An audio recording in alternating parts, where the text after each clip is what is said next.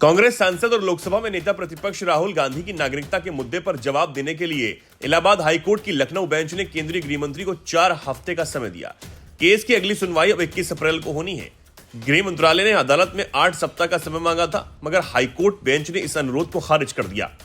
ये याचिका कर्नाटक के वकील और बीजेपी सदस्य एस विघ्नेश शिशिर की ओर से दायर की गई है, जिसमें उन्होंने राहुल गांधी के पास ब्रिटिश नागरिकता होने का दावा किया और उनकी भारतीय नागरिकता को रद्द किए जाने की मांग उठाई। याचिकाकर्ता ने ब्रिटिश सरकार के गोपनीय मेल का हवाला देते हुए यह आरोप लगाया था। उन्होंने आरोप लगाया कि राहुल गांधी ने अपनी ब्रिटिश नागरिकता की बात को छुपाया, क्योंकि राहुल गांधी के पास ब्रिटेन की भी नागरिकता है। ऐसे में वो भारतीय संविधान के अनुच्छेद 84A के तहत चुनाव लड़ने के लिए अयोग्य हैं। इस लिहाज से याचिकाकर्ता ने राहुल गांधी की सांसदी को भी रद्द किए जाने की हाईकोर्ट बेंच से मांग की।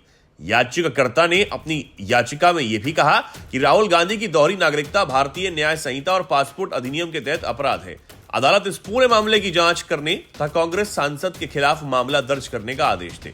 इसके बाद केंद्र सरकार के वकील ने बेंच को बताया कि याचिकाकर्ता के प्रतिवेदन पर कार्रवाई करते हुए संबंधित मंत्रालय ने ब्रिटेन सरकार को पत्र लिखकर राहुल गांधी की कथित ब्रिटिश नागरिकता के बारे में विस्तृत जानकारी मांगी। उन्होंने कहा, सरकार को गांधी के संसदीय चुनाव को रद्द करने की मांग करने वाले याचिकाकर्ता के प्रतिवेदन पर अंतिम निर्णय लेने के लिए समय चाहिए।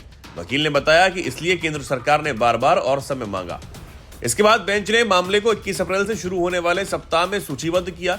याचिका में याचिकाकर्ता ने दलील दी कि उसके पास ब्रिटिश सरकार के सभी दस्तावेज और कुछ ईमेल हैं जो साबित करते हैं कि राहुल ब्रिटिश नागरिक हैं।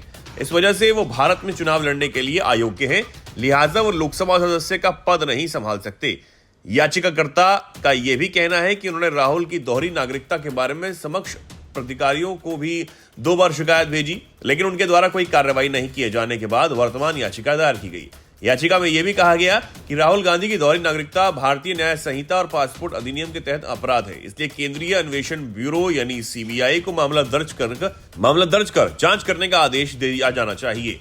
इससे पहले 19 दिसंबर को हुई सुनवाई के दौरान हाईकोर्ट बेंच ने केंद्रीय गृह मंत्रालय को निर्देश दिया था कि वो इस संबंध में कार्रवाई का ब्यौरा 24 मार्च को अदालत में पेश करें।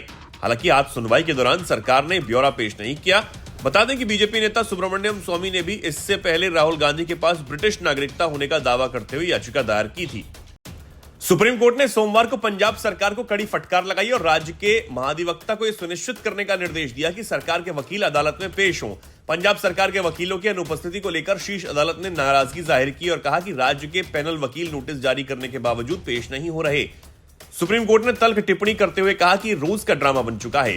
दरअसल न्यायमूर्ति JK महेश्वरी और अरविंद कुमार की पीठ ने यह टिप्पणी उस समय की जब वो पंजाब सरकार की उस याचिका पर सुनवाई कर रहे थे, जिसमें पंजाब और हरियाणा हाईकोर्ट द्वारा 10 अगस्त 2022 को शिरोमणि अकाली दल के नेता और पूर्व मंत्री विक्रम सिंह मजीठिया को दी गई जमानत को चुनौती दी गई थी। कोर्ट ने कहा, पंजाब के एडवोकेट जनरल साहब, हमने पहले भी आपको एक केस में बुलाया था। आपके राज्य में सुप्रीम कोर्ट में सरकार के वकील नोटिस के बावजूद पेश नहीं हो रहे। हमने पहले ही 2 आदेशों में इस पर टिप्पणी की। ये रोज का ड्रामा बन चुका है। पंजाब सरकार का मतलब अनुपस्थित हो गया है। ये सिर्फ आपराधिक मामलों तक सीमित नहीं है, बल्कि सिविल मामलों में भी यही हो रहा है। कोई भी पेश नहीं हो रहा। पंजाब सरकार की ओर से और समय मांगे जाने पर सुप्रीम कोर्ट ने उनकी याचिका पर सुनवाई 2 सप्ताह के लिए स्थगित कर दी। इस दौरान पंजाब के महाधिवक्ता गुरविंदर सिंह ने अदालत में माफी मांगी और आश्वासन दिया कि भविष्य में ऐसी गलती दोबारा नहीं होगी। इस मामले में सुप्रीम कोर्ट ने पहले मजीठिया को विशेष जांच दल यानी SIT मुख्यालय पटियाला में पेश होने का निर्देश दिया था। SIT उनके खिलाफ ड्रग केस की जांच कर रही है।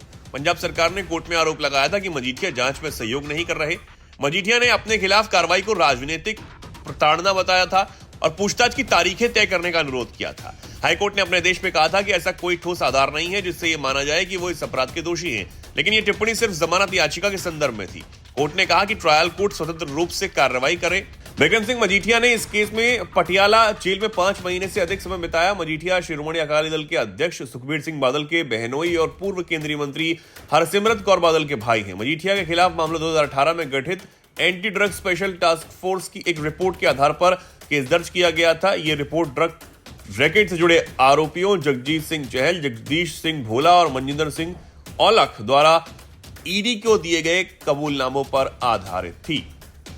पिछले 13 महीने में पंजाब के शंभू और खनौरी बॉर्डर पर विरोध प्रदर्शन कर रहे किसानों को 19 मार्च की रात पंजाब पुलिस ने बलपूर्वक हटा दिया था। पुलिस ने किसानों के सभी अस्थायी ठिकानों को तोड़ दिया था। इसे लेकर कांग्रेस आम आदमी पार्टी पर हमलावर और बीजेपी के साथ मिलकर किसानों के खिलाफ काम कर रही है।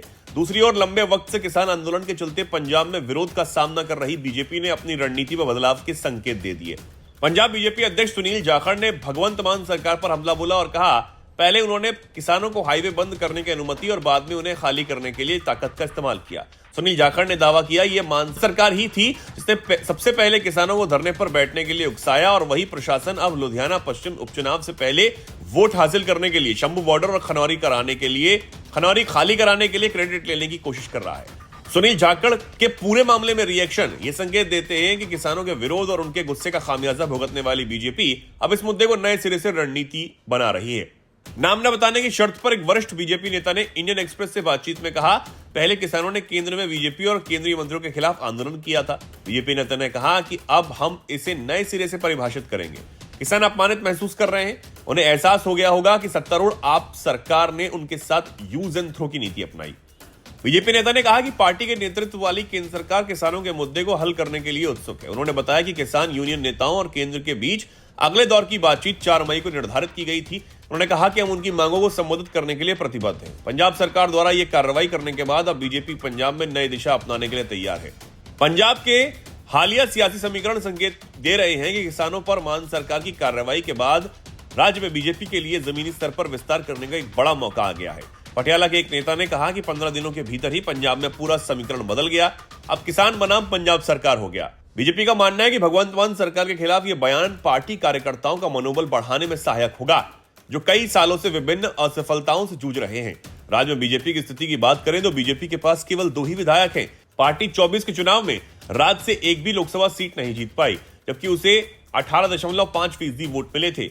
उसे उम्मीद है कि किसानों का मुद्दा उसे 2027 में होने वाले विधानसभा चुनावों के लिए जमीनी तैयारी करने में मदद कर सकता है। मान सरकार के खिलाफ अभियान चलाने के लिए भाजपा नेतृत्व ग्रामीण क्षेत्रों में संपर्क कार्यक्रमों में सक्रिय रूप से शामिल हो रही है। भगवंत मान सरकार के खिलाफ बीजेपी ग्रामीण क्षेत्रों में आक्रामक कैंपेन कर रही है। अपने संगठन को फिर से खड़ा करने के लिए रोडमैप पर बीजेपी प्रवक्ता प्रीतपाल सिंह बालियावाल ने कहा कि हम लोगों को पीएम आवास योजना, ग्रामीण भारत जन आरोग्य योजना और किसान सम्मान योजना जैसी विभिन्न कल्याणकारी योजनाओं के लिए ऑनलाइन आवेदन भरने में मदद कर रहे हैं।